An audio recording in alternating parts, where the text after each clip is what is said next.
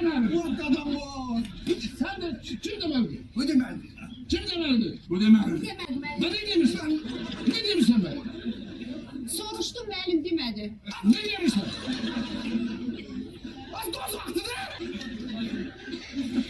Kim sazını burada? Sən də de də, bir rahat oturaq. Ne demirsən? Dedim sana dedim. Yedin var. Rızalı. Gül Hanım, xahiş edirəm, heçəcətim, bu iki sözünü deyilsin. Yola hanım çıkın zahmet olun. Mən bilosuz eləyim. Açsan.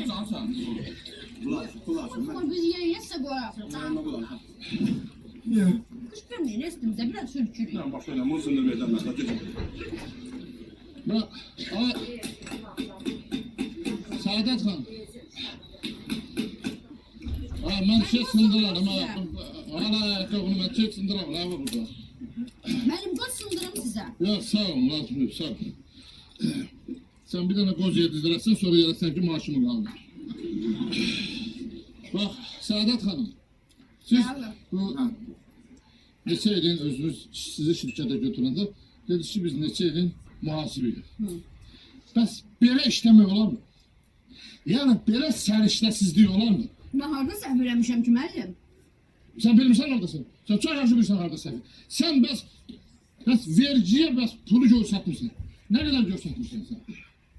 Sen ilin gündəməzdə 200 bin yazdırmışsan. Müəllim, Yani olur, ya ne olur? bir dəfə olur. Aşağı her şey bir defa Neçə olur. dəfə olur. Her şey bir defa olur. Nə olur? O bir defa olur. Bu yığıştıran bu gözlerinde. O bir defa olur. Bir defa olur. Burada bizim nerede sabır? Bas bu gedişat hara gelir? Bu sürmece. Ha sen yığıştır aytüle kalır. Ben sana ayırdım.